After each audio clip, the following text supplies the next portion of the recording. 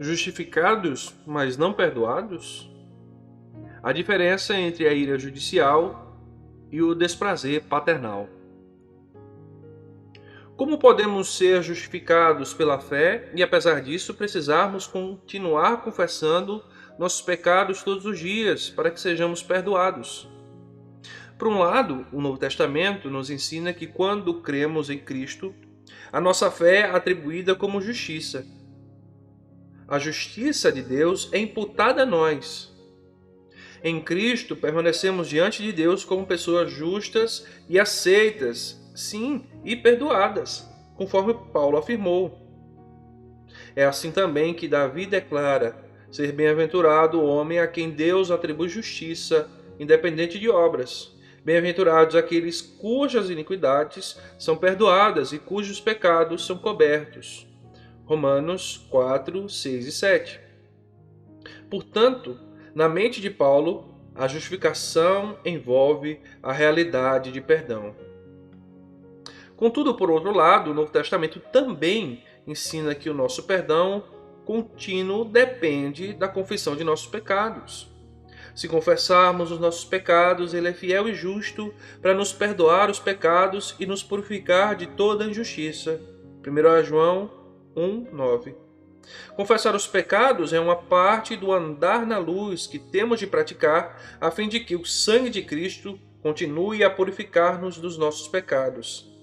Se, porém, andarmos na luz como Ele está na luz, o sangue de Jesus, seu Filho, nos purifica de todo pecado. 1 João 1,7. E Jesus nos ensinou a orar diariamente. Perdoa-nos as nossas dívidas, assim como nós temos perdoado aos nossos devedores. Então, como devemos nos ver em relação a Deus? Todos os nossos pecados já estão perdoados ou são perdoados dia após dia mediante a nossa confissão? A justificação significa que todos os pecados passados, presentes e futuros estão perdoados no caso das pessoas justificadas? Há outra maneira de vermos os nossos pecados em relação a Deus? Ouçamos primeiramente o pastor e teólogo Thomas Watson, que viveu há 350 anos. Quando percebi que Deus perdoa todos os meus pecados, entendi que isso se referia a pecados passados, uma vez que os pecados por vir são perdoados somente quando nós nos arrependemos dele. Na verdade, Deus já decretou o perdão desses pecados. E quando ele perdoa um pecado, perdoará no devido tempo todos os outros. Mas os pecados futuros não são realmente perdoados até que nos arrependamos dele. É absurdo pensar que o pecado é perdoado antes de ser cometido. A opinião de que os pecados futuros, bem como os pecados passados, são perdoados, remove e anula a intercessão de Cristo. Ele é um advogado que intercede em favor de pecados cotidianos. Mas se o pecado é perdoado antes de ser cometido, existe alguma necessidade de intercessão diária de Cristo? Que necessidade tenho eu de um advogado se o pecado é perdoado antes de ser cometido?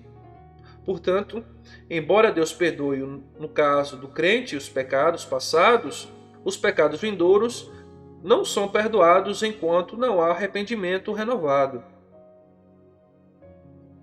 Watson está correto? Depende.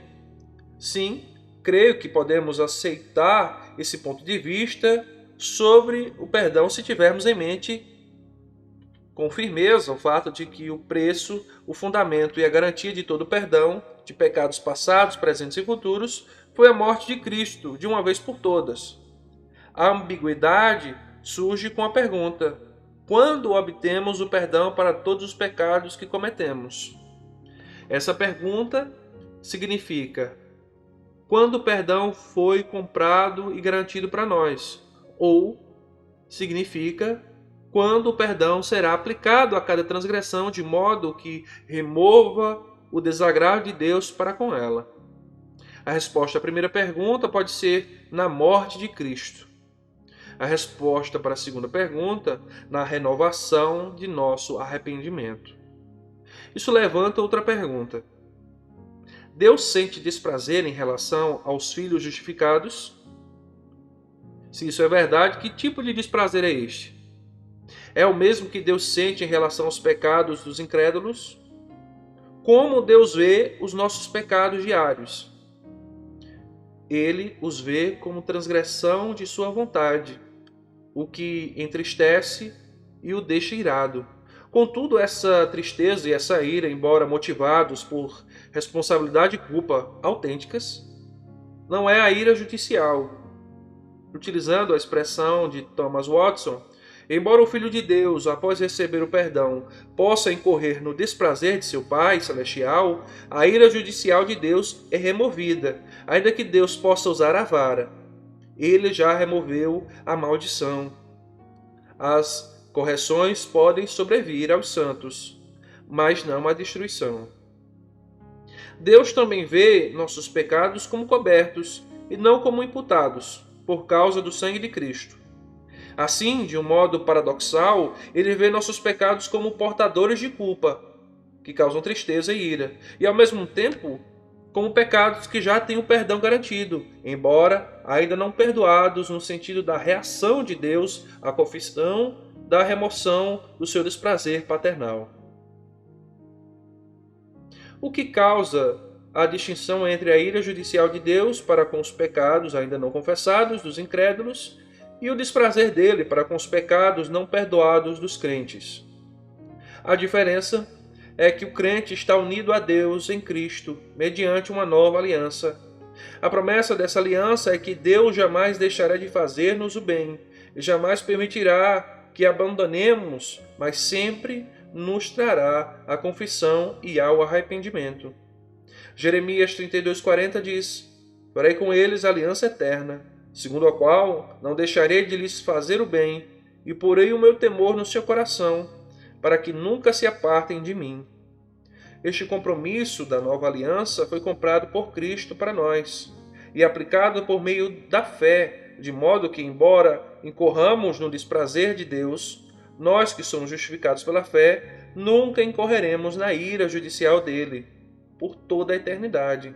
Em outras palavras, visto que o perdão de todos os nossos pecados foi comprado e garantido pela morte de Cristo, Deus está plenamente comprometido em trazer-nos de volta ao arrependimento e à confissão, tão frequentemente quanto necessário, a fim de recebermos o perdão e o desfrutemos na remoção de seu desprazer paternal. Nosso Pai se compraz em restaurar-nos a sua satisfação, até que essa restauração não sejam mais necessárias.